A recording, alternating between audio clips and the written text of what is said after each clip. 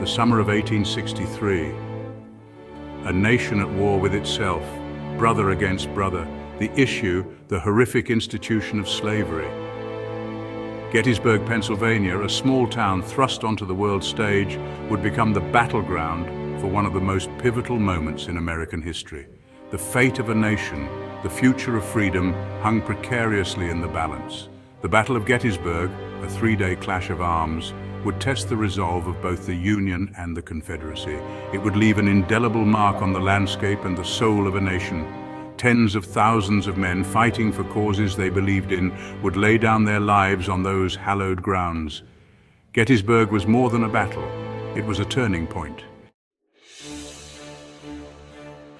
Picture the idyllic countryside of southern Pennsylvania.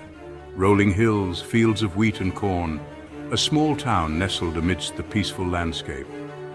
This was Gettysburg in the summer of 1863, a town soon to be consumed by the fires of war. The date, July 1st, 1863. The armies were converging on this unsuspecting town, drawn together by fate and the unpredictable currents of war. The stakes could not have been higher. The outcome of this clash would reverberate through the halls of history. Gettysburg was not a strategic target. It was a crossroads, a place where roads converged, a chance encounter that would escalate into a titanic struggle. The Confederates, seeking supplies and perhaps a decisive victory, stumbled upon Union cavalry units. This chance encounter sparked the beginning of a battle that would last 3 long, bloody days. The fate of a nation, the future of freedom, would be decided in the fields and hills surrounding this small town. The Union Army of the Potomac, some 90,000 strong, represented the industrial might of the North. They were fighting to preserve the Union, to hold together a nation on the brink of collapse. For many, they were also fighting to end the moral blight of slavery. The Confederate Army of Northern Virginia, numbering around 75,000, was an army born of defiance. They were fighting for their homes, their families, and their way of life, a way of life intertwined with the institution of slavery. The clash at Gettysburg was more than just a clash of armies, it was a clash of ideologies. The North, fighting to preserve the Union and end slavery. The South, fighting for independence and the preservation of their way of life. These were men of courage and conviction, fighting for causes they believed in, willing to lay down their lives on the altar of their beliefs. The tragedy of Gettysburg is that both sides believed they were fighting for freedom, for a just cause. The morning of July 1st, 1863, dawned bright and clear. The quiet of the Pennsylvania countryside was shattered by the roar of cannon fire. The Battle of Gettysburg had begun. Confederate forces advancing from the north and west clashed with Union cavalry units. The fighting raged throughout the day, a back-and-forth struggle for control of the high ground. The Confederates, with their fierce fighting spirit, pushed the Union forces back through the streets of Gettysburg.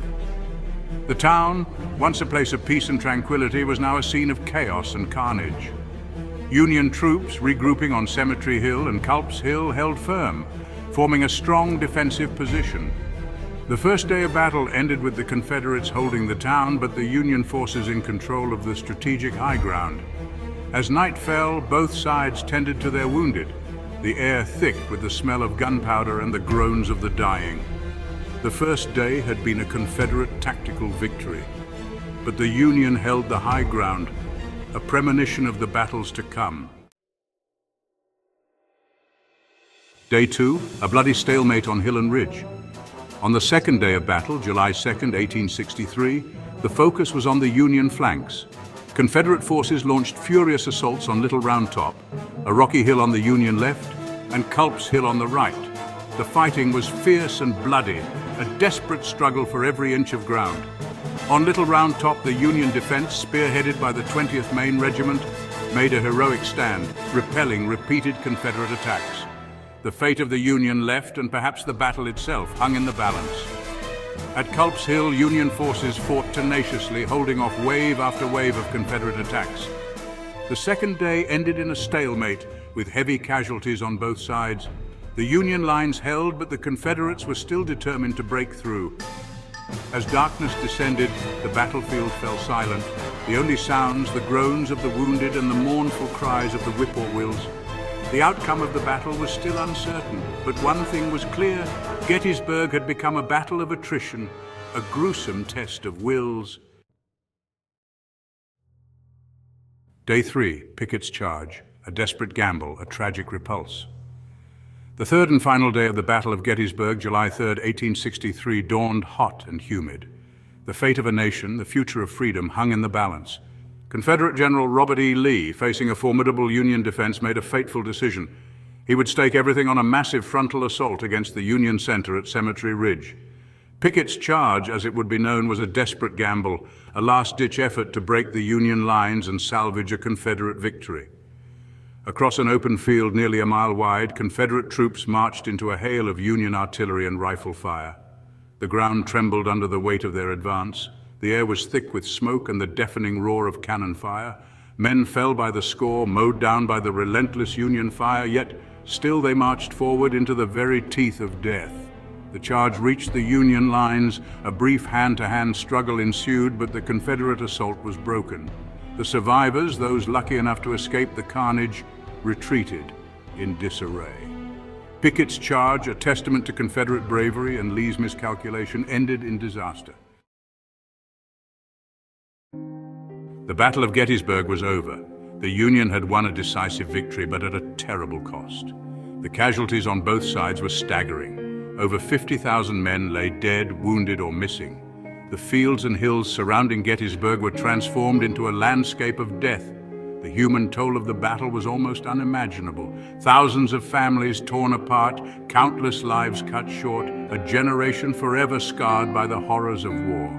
The small town of Gettysburg was overwhelmed with the wounded. Houses, churches, and public buildings were transformed into makeshift hospitals. The stench of death hung heavy in the air. The cries of the wounded echoed through the streets. Doctors and nurses worked tirelessly, tending to the wounded, comforting the dying.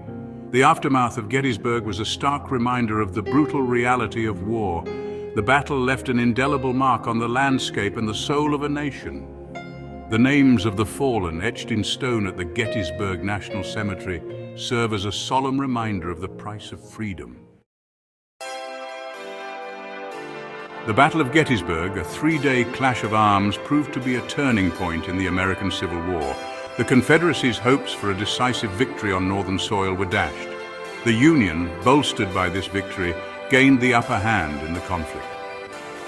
Gettysburg marked the beginning of the end for the Confederacy. From this point forward, the South would be on the defensive, slowly but surely being ground down by the superior resources and manpower of the North. The battle also had a profound impact on President Abraham Lincoln. His Gettysburg Address, delivered 4 months later at the dedication of the Gettysburg National Cemetery, eloquently captured the significance of the battle and the ideals for which the Union fought. Gettysburg, Lincoln proclaimed, was a test of whether that nation, or any nation so conceived and so dedicated, can long endure. The battle, he believed, had to mean something more than just a Union victory. It had to be a reaffirmation of the principles of freedom and equality upon which the nation was founded. The Battle of Gettysburg, a pivotal moment in American history, continues to fascinate and inspire us. The courage and sacrifice of the soldiers who fought there on both sides of the conflict serve as a testament to the human spirit. As we reflect on the battle, we are left with profound questions about the nature of war, the meaning of freedom, and the enduring power of hope. Why were these men willing to fight and die for causes they believed in? What does Gettysburg tell us about the fragility of democracy and the importance of preserving our cherished freedoms? How can we learn from the mistakes of the past to build a more just and equitable future? The answers to these questions are complex and multifaceted. They require us to grapple with the nuances of history, to confront uncomfortable truths, and to engage in thoughtful dialogue.